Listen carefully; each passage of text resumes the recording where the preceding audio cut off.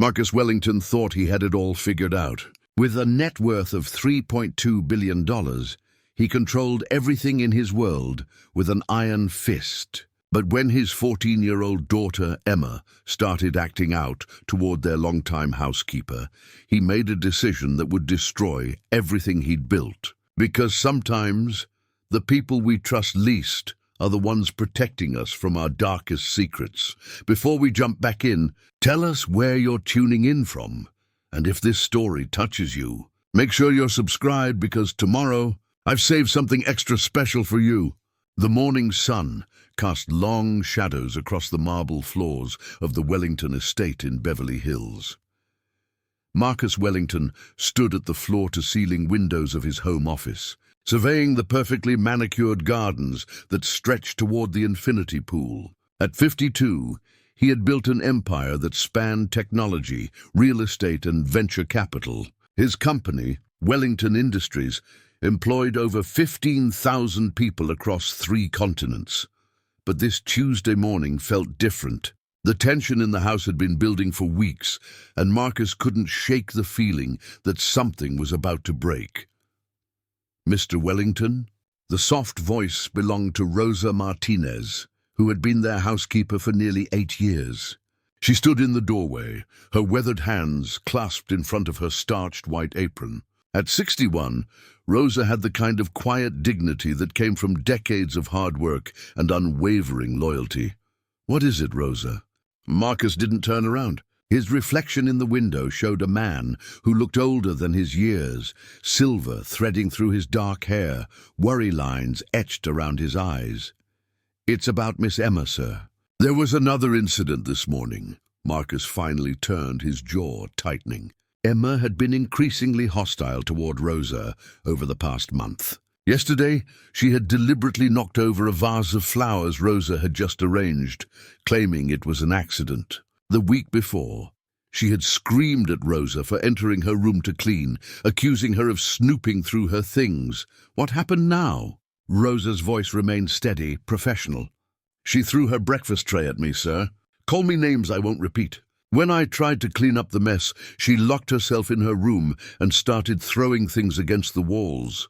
Marcus felt his temples begin to throb. Since his wife Catherine's death in a car accident 2 years ago, Emma had become increasingly difficult to manage. The grief counselors said it was normal for a child to act out after losing a parent, but this felt like something more, something darker. "Where is she now?" "In her room, sir." "She won't come out."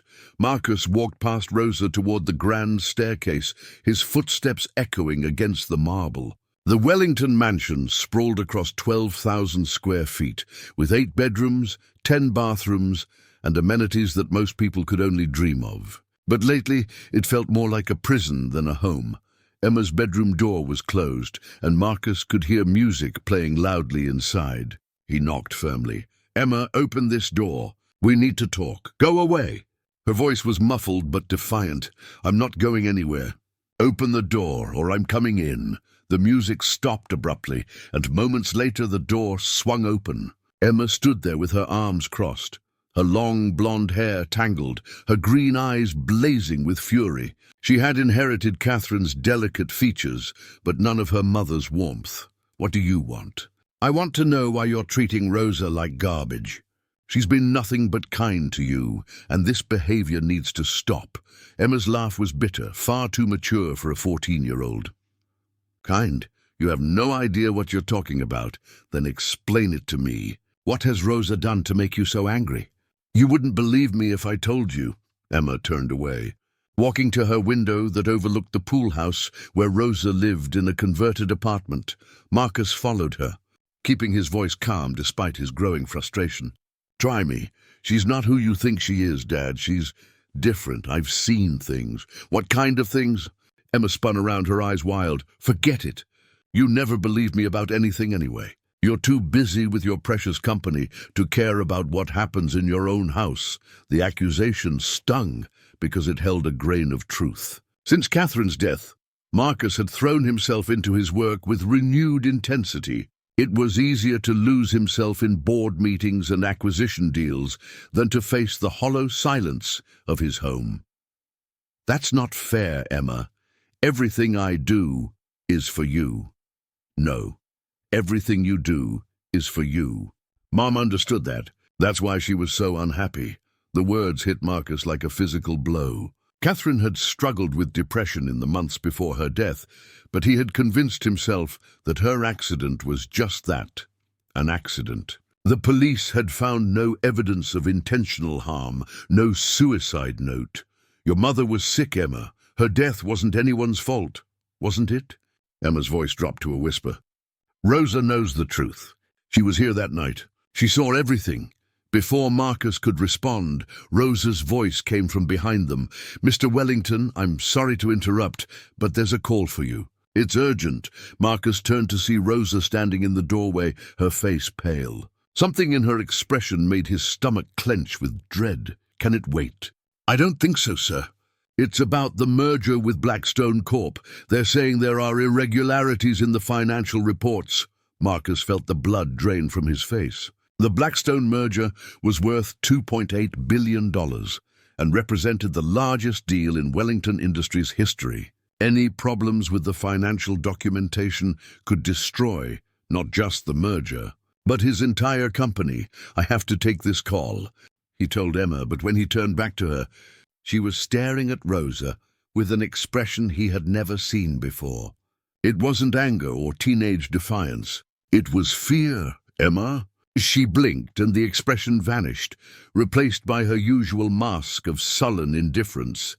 Whatever. Go make your money, Dad. That's all you care about anyway. As Marcus hurried toward his office, he missed the look that passed between Emma and Rosa. If he had seen it, he might have understood that his daughter's behavior wasn't teenage rebellion. It was a desperate attempt to protect him from a truth that would destroy everything he thought he knew about his life.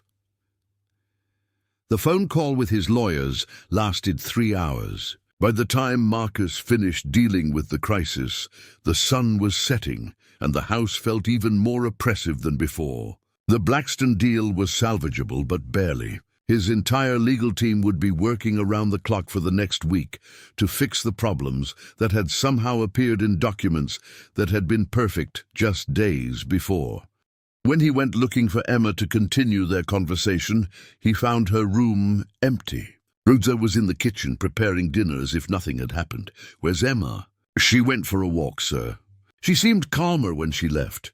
Marcus studied Rosa's face, searching for any sign of deception. She had been with their family since Emma was 6 years old. She had worked for them through Catherine's illness, through the funeral, through all of Emma's difficult phases. She was practically family. Rosa, what did Emma mean when she said you were here the night Catherine died? Rosa's hands stilled on the vegetables she was chopping. For a moment, the only sound was the tick of the antique clock on the kitchen wall. I was working late that evening, sir. Your wife seemed upset about something. I offered to make her some tea before I went to bed. What was she upset about? Rosa's knife resumed its precise movements. I don't know, sir. She didn't say. But something in Rosa's tone made Marcus doubt her words for the first time in 8 years. And as he stood in his perfect kitchen, surrounded by his perfect things, he began to wonder if his perfect life had been built on lies. Marcus couldn't sleep that night. He lay in his king-sized bed, staring at the ceiling of his master suite, replaying every conversation from the day. The moonlight streaming through the French doors cast strange shadows across the room he had once shared with Catherine. Her side of the bed remained untouched, her perfume bottles still arranged on the dresser exactly as she had left them. At 3:17 a.m., he gave up on sleep and padded barefoot to his home office. The house was eerily quiet, but as he passed Emma's room, he noticed a thin line of light beneath her door. She was awake too. He considered knocking, but decided against it. Their earlier conversation had gone nowhere, and he needed time to think. His computer screen illuminated the dark office as he pulled up the security footage from 2 years ago, the night Catherine died. He had never watched it before. The police had reviewed the recordings as part of their investigation, but Marcus had been too devastated to look at the final images of his wife alive. Preparing and narrating this story took us a lot of time, so if you are enjoying it, subscribe to our channel. It means a lot to us. Now back to the story. The timestamp read 11:43 p.m. on March 15th. Catherine appeared on camera walking through the kitchen, her silk nightgown flowing behind her. She moved with purpose, not like someone who was sleepwalking or disoriented. She opened the refrigerator, took out a bottle of water, then disappeared from view as she headed toward the garage. Marcus fast-forwarded through the next several hours. At 6:22 a.m., Rosa appeared on camera, entering through the service entrance. She went directly to the kitchen, started the coffee maker, then froze. Even in the grainy security footage, Marcus could see the exact moment Rosa realized something was wrong. She stood motionless for several seconds before rushing toward the garage. The next footage showed paramedics arriving, followed by police cars. Marcus remembered that morning with crystal clarity. Rosa's scream from the garage, the frantic 911 call, the crushing weight of grief that followed. But watching it now, something bothered him about Rosa's behavior in those crucial first moments. A soft knock on his office door interrupted his thoughts. Emma stood in the doorway, wearing an oversized Harvard sweatshirt that had belonged to her mother. "Can't sleep either?" she asked quietly. "Come here." Marcus minimized the security footage and turned to face his daughter. In the dim light, she looked younger, more vulnerable than she had during their earlier confrontation. Emma settled into the leather chair across from his desk, tucking her legs beneath her. "Dad, I need to tell you something about Rosa. I'm listening." Emma was quiet for a long moment, chewing her bottom lip, a habit she'd inherited from Catherine. "You're going to think I'm crazy, but I found something in Mom's things. Something Rosa doesn't know I have." Marcus felt his pulse quicken. "What kind of something?" Emma reached into her sweatshirt pocket and pulled out a small digital recorder. "Mom gave this to me the week before she died. She said if anything ever happened to her, I should listen to it and decide what to do. Why didn't you give this to the police?" "Because I was 12, Dad. I was scared and confused, and Rosa convinced me it would only cause more pain. She said Mom was sick and not thinking clearly when she made the recording." Marcus reached for the recorder, but Emma pulled it back. "You have to promise me something first. Promise you'll listen to the whole thing before you do anything. And promise you won't hate me for keeping this secret." "Emma, I could never hate you." She handed him the recorder with trembling fingers. "Press play!" Catherine's voice filled the office, clear and steady, despite the poor audio quality. "Emma, sweetheart, if you're listening to this, then something has happened to me. I need you to know that I love you more than anything in this world. And everything I'm about to tell you is to protect you and your father." Marcus gripped the recorder tighter, his hands shaking. "I've discovered that Rosa isn't who we think she is. Her real name is Elena Vasquez, and she's wanted by the FBI for embezzlement and identity theft. She's been stealing from us, Marcus. Not money, something much more valuable. She's been copying your business files, your client information, your merger documents. I have proof." The recording paused, and Marcus could hear Catherine moving around, papers rustling. "I confronted her tonight. She begged me not to turn her in, said she was trying to start over, that she never meant to hurt us. But I found bank records showing she's been selling our information to your competitors. The Hartwell Industries deal that fell through last year? That was Rosa. The Thompson acquisition that got leaked to the press? Also Rosa." Marcus felt sick. Those failed deals had cost him nearly $500 million and damaged relationships that had taken years to build. "I told her she had until morning to leave, or I would call the police. She cried and pleaded, but I can't let this continue. What she's doing could destroy everything you've worked for, Marcus. Our family, your company, everything." The recording went quiet except for the sound of Catherine's breathing. "I'm scared, though. There was something in her eyes when I told her to leave. Something dangerous. I'm going to hide this recorder in Emma's room, and then I'm going to call Detective Morrison to discuss what to do. If something happens to me, Emma, give this to your father and let him decide. I love you both so much." The recording ended with a soft click. Emma was crying silently, tears streaming down her face. "I wanted to tell you, Dad, but Rosa said the recording would destroy her life, and she promised she had stopped whatever she was doing. She said Mom was paranoid and seeing things that weren't there because of her medication. Marcus set the recorder down with shaking hands. Everything was starting to make sense. Catherine's depression, her accident that never quite felt right, Rosa's presence in their lives for all these years. "There's more," Emma whispered. "I've been watching her. She has a laptop hidden in her apartment that she only uses late at night. And she gets phone calls in Spanish from people who sound angry. I don't think she's just Rosa the housekeeper, Dad. I think she's been playing a long game." Marcus's mind raced through the implications. If Rosa had been feeding information to his competitors for years, it would explain so many things. The Blackstone merger problems that had surfaced just hours ago. The timing was too convenient to be coincidental. Why has she stayed all this time? If Mom confronted her, why didn't she just leave?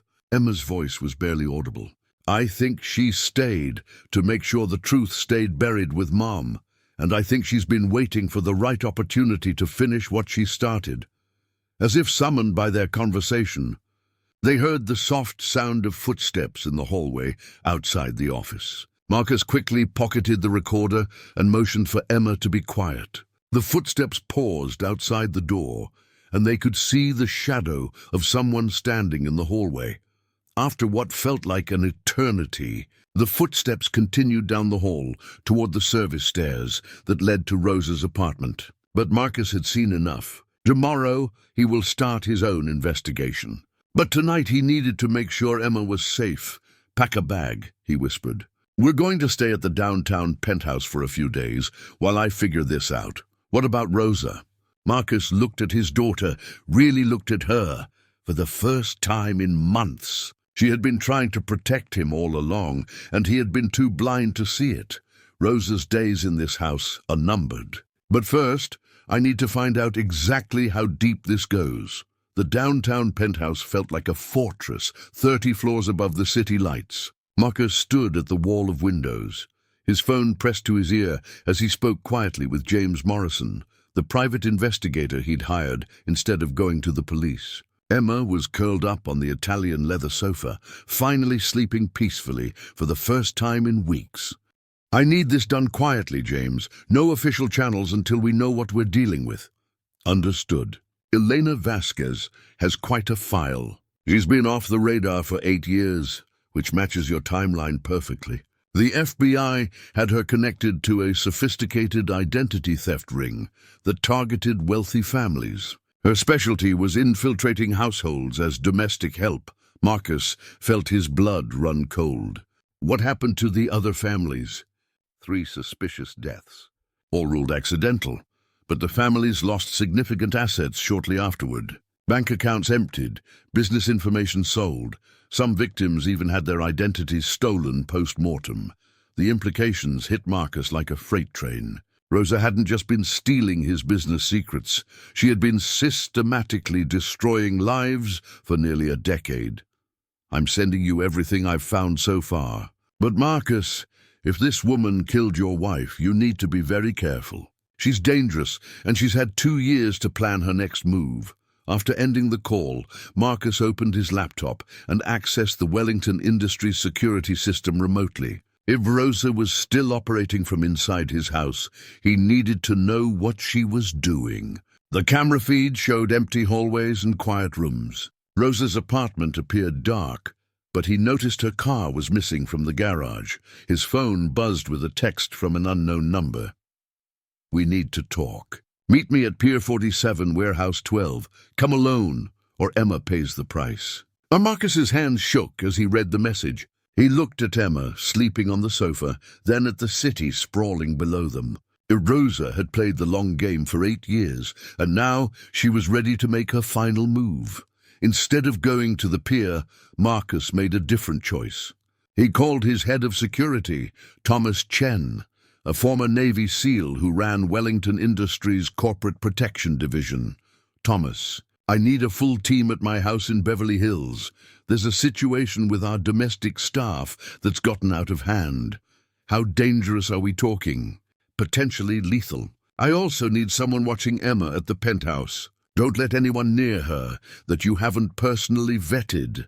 Within an hour, Thomas had positioned his team around the Wellington estate. Marcus watched through the security feeds as they moved into position. That's when he saw Rosa's car pull into the garage. She entered the house through the service door, moving with confident familiarity. But instead of going to her apartment, she headed straight for Marcus's home office. The cameras captured her breaking into his safe with practiced efficiency, removing documents and flash drives. Marcus's phone rang. Rosa's voice was calm, almost friendly. "You're not at the pier, Marcus, and you're stealing from my safe. I'd say we're both full of surprises tonight. I preferred when you were naive. It made everything so much simpler." Her tone shifted, becoming colder. "Your wife was naive too until the end. You killed her. Catherine killed herself with her curiosity. I offered her a partnership. We could have shared the profits from your business intelligence. But she chose righteousness over practicality." Through the security feed, Marcus watched Rosa calmly sorting through his most sensitive documents. She moved like someone who had done this many times before. "The car accident was very convincing," she continued. "A grieving wife, struggling with depression, takes a late-night drive and crashes into a tree. The police never questioned it because I had been so helpful in establishing her fragile mental state." Marcus felt rage building in his chest, but he forced himself to stay calm. "What do you want?" "Originally, I wanted access to your merger documents. The Blackstone deal would have netted me $50 million from your competitors. But now that you know the truth, my plans have changed." "To what?" "Complete liquidation. Your company, your assets, your reputation, everything will be destroyed systematically over the next 6 months. And then you and Emma will have a tragic accident, just like Catherine." Marcus signaled Thomas through his secure radio. "She's in my office." "Move in," but Rosa was already moving. The security cameras showed her pulling out a small device that immediately scrambled the feeds. The last thing Marcus saw was Rosa smiling directly at the camera before everything went black. His phone rang again. "I've been preparing for this night for 2 years, Marcus. Did you really think your security system would stop me? I designed the vulnerabilities myself. The lights in the penthouse suddenly went out. Emergency lighting kicked in, casting eerie shadows throughout the space. Emma woke up with a start. "Dad, what's happening?" Marcus grabbed his daughter's hand and pulled her toward the emergency stairwell. "We're leaving now." But as they reached the stairwell door, it wouldn't open. The electronic lock was flashing red. "The building's security system has been compromised," Rosa's voice came through the penthouse speakers. "You're trapped 30 floors up with nowhere to go." Rather poetic, don't you think? Marcus tried his phone, but there was no signal. Even the landlines were dead. "I studied you for 8 years, Marcus. I know every security protocol, every escape route, every person you trust. Your head of security, Thomas Chen? He's been unconscious in your garage for the past hour." Emma gripped Marcus's arm tighter. "How do we get out of here?" Marcus looked around the penthouse with new eyes. Rosa had been planning this endgame for 2 years, but she had made one crucial mistake. She assumed he would be the same trusting, naive man who had employed her for 8 years. He wasn't. 6 months ago, after a series of cyber attacks on other corporations, Marcus had installed a completely separate security system that only he knew about. Hidden cameras, independent communication lines, and emergency protocols that bypass the main building systems. He led Emma to his private study and activated the hidden panel behind a bookshelf. Inside was an independent communication system connected directly to the FBI field office. "This is Marcus Wellington. I need to report a federal fugitive in my home. Elena Vasquez wanted for murder and identity theft. She's holding my daughter and me hostage." Rosa's voice came through the speakers again, but now it sounded strained. "Clever, Marcus. But you're still trapped." "Actually, Rosa, you are." Through his hidden security feed, Marcus could see FBI tactical teams surrounding his Beverly Hills estate. Rosa was still in his office, but she was no longer alone. Federal agents were closing in from every direction. You see, Rosa, I may have been naive, but I'm not stupid. The moment I found Catherine's recording, I contacted the FBI. They've been tracking your activities for the past 18 hours. The penthouse speakers crackled with static, then went silent. Marcus held Emma close as they waited for the all-clear signal. Outside the windows, the city lights twinkled peacefully, unaware that a deadly game that had started 8 years ago was finally coming to an end. The silence stretched for nearly 20 minutes before Marcus's hidden communication system crackled to life. Agent Sarah Kellerman's voice came through clearly. "Mr. Wellington, this is FBI Special Agent Kellerman. The suspect has barricaded herself in your home office and is claiming to have explosives. We need you to stay exactly where you are while our bomb squad assesses the situation." Marcus felt Emma tense beside him. Through his concealed security feed, he could see Rosa pacing behind his desk, clutching what appeared to be a small detonator. Federal agents had surrounded the office, but they maintained their distance. "She's bluffing," Emma whispered. "Rosa's many things, but she's not suicidal. She always has an escape plan. How can you be so sure?" "Because I've been watching her for 2 years, Dad. She's obsessive about having multiple exit strategies. Remember the pool house renovation last summer? She insisted on installing that underground utility tunnel that connects to the storm drain system." Marcus pulled up the architectural plans on his hidden tablet. Emma was right. There was a maintenance tunnel that Rosa had specifically requested during the renovation. At the time, she had claimed it was for easier access to pool equipment, but now Marcus realized it was her escape route. He contacted Agent Kellerman immediately. "There's a tunnel system she can use to escape. She's buying time. We're aware of all external access points, Mr. Wellington. Our teams have them covered." But even as Agent Kellerman spoke, Marcus watched Rosa's behavior on the security feed. She wasn't acting like someone preparing to detonate explosives. She was methodically destroying hard drives and burning documents in his office fireplace. "She's not planning to blow anything up," Marcus told Emma. "She's destroying evidence." Suddenly, Rosa's voice came through the penthouse speakers again, but this time she sounded different, desperate. "Angry? You think you've won, Marcus? You have no idea what you've unleashed." "I wasn't working alone." Marcus's blood ran cold. "What do you mean?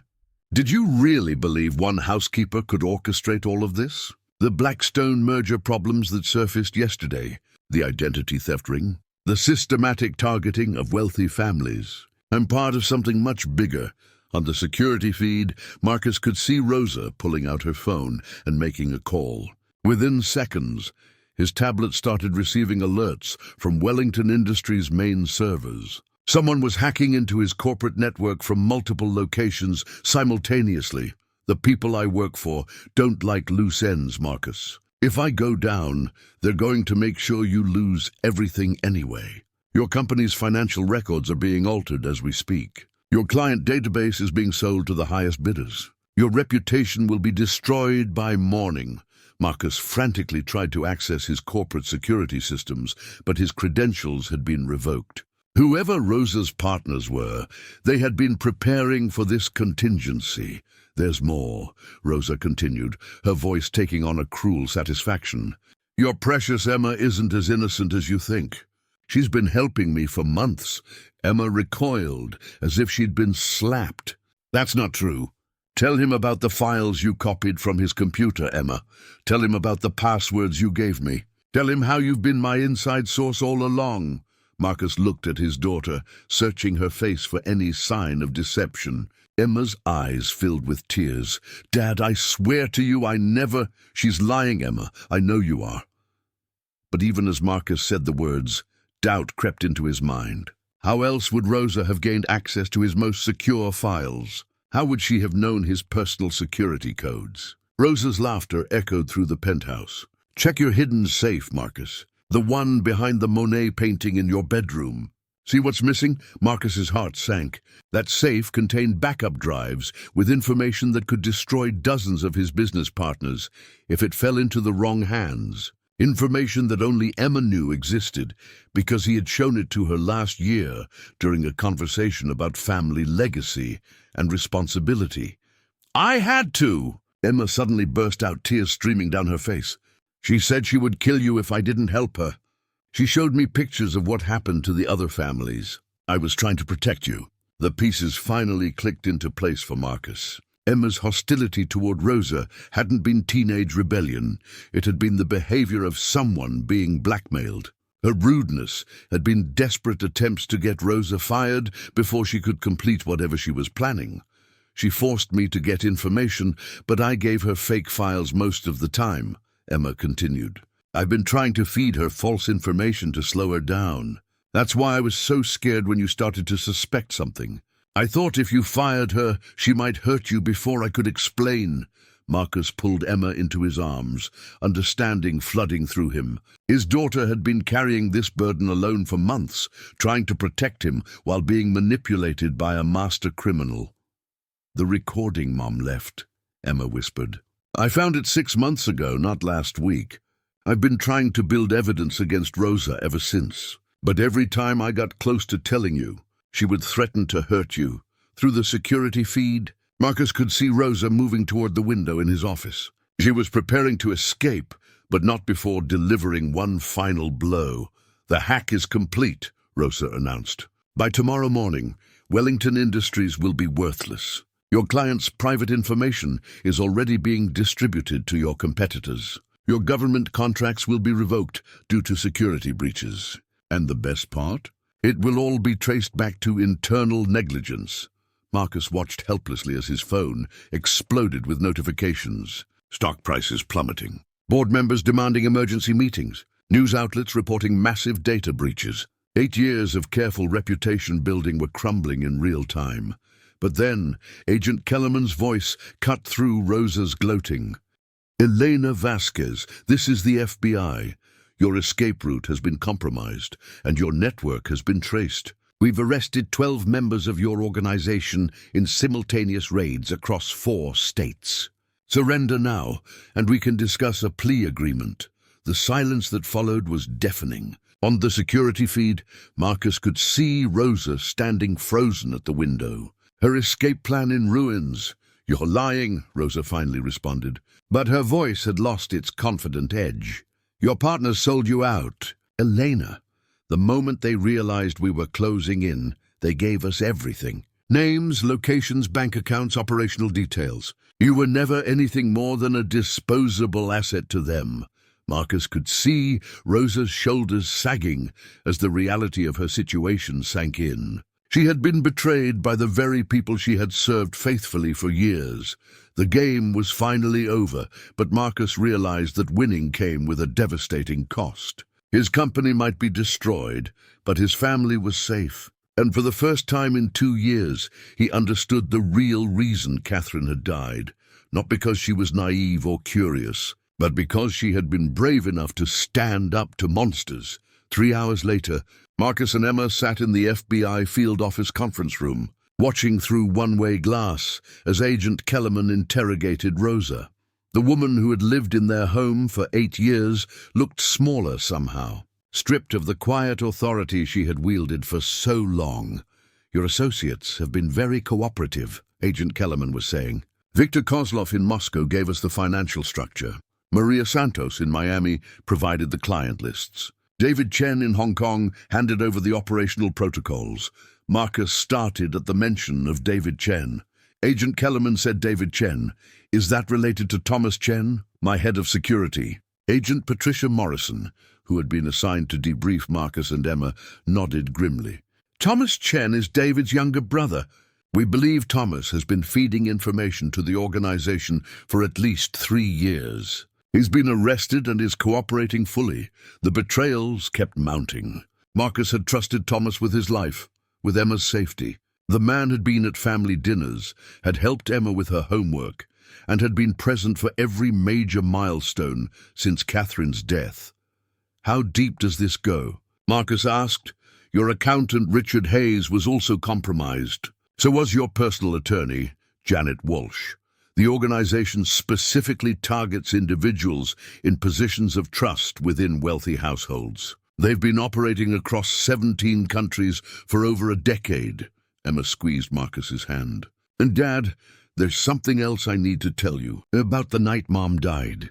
Agent Morrison leaned forward. What is it, Emma? I couldn't sleep that night, so I went to get some water from the kitchen. I saw Mom and Rosa talking by the garage. It wasn't friendly. Rosa was crying, but Mom looked angry. Really angry. Marcus felt his chest tighten. Why didn't you tell anyone? I was 12, and the next morning Mom was dead. Rosa told me that Mom had been upset about money problems and that their conversation was about cutting household expenses. She said if I told anyone about it, people might think Mom was worried about losing the house, and that would make the newspapers write mean things about our family. Agent Morrison made notes. What exactly did you hear them saying? Emma closed her eyes, concentrating. Mom said something like, I won't let you destroy my family, and Rosa said, you don't understand what you're dealing with. Then Mom said, I understand perfectly. You have until morning. Through the glass, they could see Rosa's composure finally cracking. Agent Kellerman had just presented her with financial records showing payments totaling over $200 million that her organization had stolen from various families. The interesting thing about your case, Elena, Agent Kellerman continued, is that you stayed much longer than usual. Most of your infiltrations lasted 18 to 24 months. But you were with the Wellingtons for 8 years. Why? Rosa's answer was barely audible. Catherine Wellington was different. She genuinely cared about me. When I first arrived, I was supposed to gather information and leave within 2 years. But she treated me like family. She remembered my birthday, asked about my health, and helped me when I had problems. Marcus felt a complex mix of emotions. Even knowing what Rosa had done, he could understand how Catherine's kindness might have affected someone who had spent years manipulating and betraying people. But you killed her anyway, Agent Kellerman stated. I didn't mean for her to die. Rosa's voice broke. The plan was to drug her, make it look like a suicide attempt, then rescue her and convince Marcus to commit her to a psychiatric facility. That would have given me complete access to everything while she was away. Marcus's hands clenched into fists. What went wrong? Agent Morrison relayed the question through her earpiece, and they watched Agent Kellerman ask Rosa directly. She figured out the drug dosage, Rosa said. Catherine was a chemistry major in college.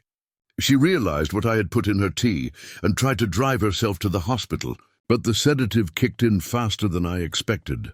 She crashed before she could get help. The conference room fell silent. Marcus stared at Rosa through the glass, this woman who had sat at his dinner table, who had comforted Emma during nightmares, who had arranged Catherine's funeral flowers. There's more, Agent Morrison said quietly. We found evidence that Rosa was preparing to eliminate both you and Emma within the next month.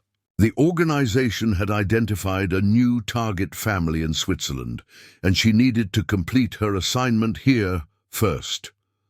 Emma shuddered. How are we supposed to die? Carbon monoxide poisoning in your sleep, made to look like a faulty heating system. Rosa had already sabotaged the ventilation in your bedrooms. If you hadn't discovered the truth when you did, you both would have been dead within 2 weeks. Marcus pulled Emma closer, realizing how close they had come to joining Catherine. But something else was bothering him about the financial reports Agent Morrison had shown them, the money that was stolen from my company over the years. Where did it go? Agent Morrison consulted her files. Most of it was funneled through offshore accounts controlled by the organization's leadership. But there's an interesting anomaly. Rosa kept detailed records of every transaction, including deposits into accounts belonging to various charities. Charities? Children's hospitals, homeless shelters, educational foundations. Rosa was donating approximately 30% of her take to legitimate charitable organizations. Marcus stared through the glass at Rosa, who was now crying openly as Agent Kellerman presented her with evidence of her charitable donations. She was trying to atone, Emma said quietly. That's why she stayed so long. She genuinely cared about us, but she was trapped in something bigger than herself. Agent Morrison nodded. It's more common than you'd think. Long-term infiltrators often develop genuine attachments to their targets. It's one of the reasons these operations eventually fail. The human element becomes a liability. Through the glass, they watched Rosa finally break down completely. She began confessing to everything, not just her crimes against the Wellington family, but years of operations across multiple countries. The information she provided would help authorities dismantle similar networks worldwide. What happens now? Marcus asked. Rosa will likely spend the rest of her life in federal prison. The financial crimes alone carry a sentence of 40 to 60 years. The murder charges will be handled separately. Marcus looked at Emma, who was staring at Rosa with an expression of sadness rather than anger. She saved my life once, Emma said suddenly. When I was 10, I fell into the pool and hit my head. Rosa jumped in fully clothed and pulled me out. She did CPR until the paramedics arrived. Emma, I know what she did, Dad. I know she killed Mom and tried to kill us. But for 8 years, she was also the person who made me soup when I was sick and helped me with my Spanish homework. People aren't just one thing, are they? Marcus realized his daughter had learned something about human nature that many adults never understood. Evil wasn't always a monster hiding in the shadows. Sometimes it was someone who brought you tea when you couldn't sleep and remembered how you liked your eggs cooked, but understanding Rosa's complexity didn't change what she had done. Catherine was still dead. Their family was still shattered, and they would have to rebuild their lives knowing that the people they trusted most had been systematically betraying them for years. The question now was whether they were strong enough to trust anyone ever again. 6 months later, Marcus stood in the same spot where he had first confronted Emma about her behavior toward Rosa. The Beverly Hills mansion felt different now, lighter somehow, despite everything that had happened. Sunlight streamed through the windows, illuminating dust motes that danced in the air like tiny spirits finally set free. Emma was packing the last of her belongings into boxes. They were selling the house and moving to a smaller place in Malibu, something they had chosen together rather than inherited from a past Marcus no longer recognized as his own. "Found something?" Emma called from her closet, holding up a small jewelry box. It was Mom's. Marcus opened it carefully. Inside was Catherine's wedding ring, along with a letter he had never seen before. The handwriting was unmistakably hers. "My dearest Emma, if you're reading this, then the secrets I've been carrying have finally come to light. I want you to know that every choice I made was to protect you and your father, even the difficult ones. The woman we knew as Rosa was both our enemy and our guardian angel, though she may never understand that herself. Love isn't simple, sweetheart. Sometimes we love people who hurt us, and sometimes we must hurt people we love to save them. Your father will need you to be strong now. Be patient with him as he learns to trust again. Be patient with yourself as you learn to forgive." Marcus sat heavily on Emma's bed, the weight of Catherine's words settling over him. Even in death, his wife had understood complexities that he was only beginning to grasp. "Dad," Agent Morrison called this morning. "Rosa's trial is next month. They want us to give victim impact statements." Marcus had been dreading this moment. Facing Rosa in court meant confronting not just her crimes, but his own failures as a husband and father. He had been so focused on building his empire that he had missed the signs of danger in his own home. "Do you want to do it?" he asked Emma. "I think I need to. For Mom, but also for Rosa. Does that make sense?" It did, more than Marcus expected. Over the past months, he had come to understand that Rosa's story was also one of exploitation and manipulation. The FBI had revealed that she had been recruited by the criminal organization when she was only 16 after aging out of the foster care system. Her first placement as domestic help had been presented as a legitimate job opportunity. "There's something else," Emma continued. "I've been working on a project with Dr. Sarah Williams at UCLA. She's studying long-term infiltration victims and their psychological recovery. She wants to interview us for her research." Marcus looked at his daughter with new admiration. While he had spent months rebuilding Wellington Industries and restoring client trust, Emma had been processing their trauma in a way that might help other families avoid similar fates. Wellington Industries had survived, though barely. The company's value had dropped by 60% before Marcus managed to prove that the security breaches had been orchestrated by external criminals rather than internal negligence. Several major clients had returned, and new security protocols had actually made the company stronger than before. But the real rebuilding had been personal. Marcus had started seeing a therapist, Dr. Michael Torres, who specialized in betrayal trauma. Learning to trust again felt like learning to walk after a severe injury. Every step required conscious effort and faith that the ground would hold. I got accepted to Stanford's early admission program, Emma announced quietly.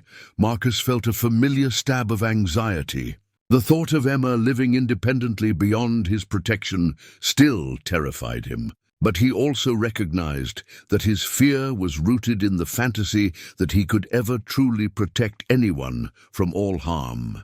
"I'm proud of you. Mom would be too. I want to study criminology and psychology. Maybe work for the FBI someday, helping families like ours." Marcus smiled despite himself. Catherine's strength and compassion lived on in their daughter, transformed but unbroken by trauma. His phone buzzed with a text from Dr. Torres. "Remember, trust is not about certainty. It's about choosing hope despite uncertainty." The therapy sessions had taught Marcus that his desire to control every variable in his life had been both his greatest strength as a businessman and his greatest weakness as a human being. Some risks were worth taking, even when the outcome couldn't be guaranteed. "There's one more thing," Emma said, pulling out a thick manila envelope. "This came yesterday." "It's from Rosa." Marcus's first instinct was to throw it away unopened, but Emma's expectant expression stopped him. Inside was a handwritten letter on prison stationery. "Dear Mr. Wellington and Emma, I know I have no right to contact you, and I understand if you destroy this letter without reading it. I'm writing not to ask for forgiveness. I know that is impossible, but to give you information that might help you heal. Catherine saved my life once, though she never knew it. During my second year with your family, I received orders to accelerate the timeline for your family's elimination. I'd grown attached to you all, especially Emma, and I couldn't bring myself to follow through quickly. When my handlers threatened to kill me for the delay, Catherine noticed that I was afraid and asked if I needed help. I couldn't tell her the truth, but her kindness in that moment gave me the strength to find ways to slow down the operation. Every month I delayed was another month your family stayed alive. I know this doesn't excuse what I ultimately did, but I want you to know that Catherine's compassion saved you both many times before I finally destroyed everything. The money I donated to charities came from my personal earnings, not from what was stolen from your family. I kept detailed records, and the FBI can verify this. Your stolen funds are being returned through the asset recovery program. Emma, your mother, saw through my deception months before she confronted me, but she was trying to find a way to save me too. That's who she was, someone who believed people could change, even when they had done terrible things. I will spend the rest of my life in prison. But I wanted you to know that your family's love changed me, even though I couldn't save any of us from the consequences of my choices. Rosa Elena Vasquez Martinez, my real name. The one my mother gave me.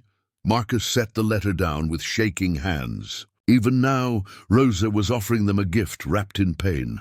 The knowledge that Catherine's final weeks had been spent not in paranoid fear, but in characteristic compassion.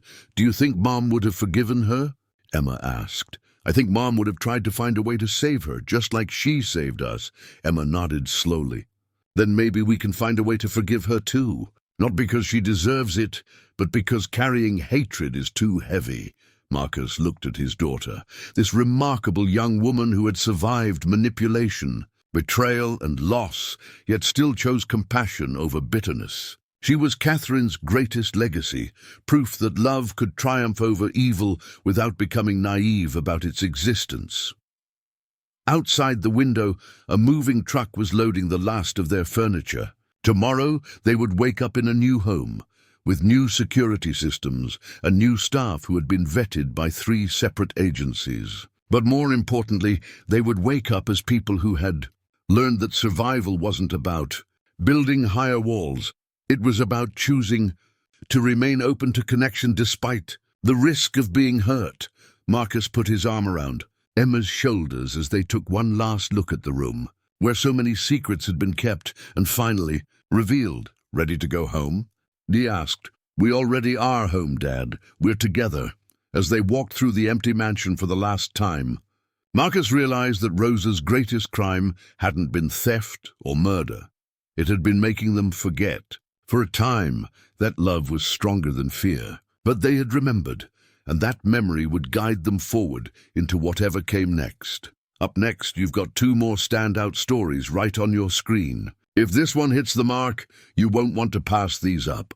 Just click and check them out. And don't forget to subscribe and turn on the notification bell so you don't miss any upload from us.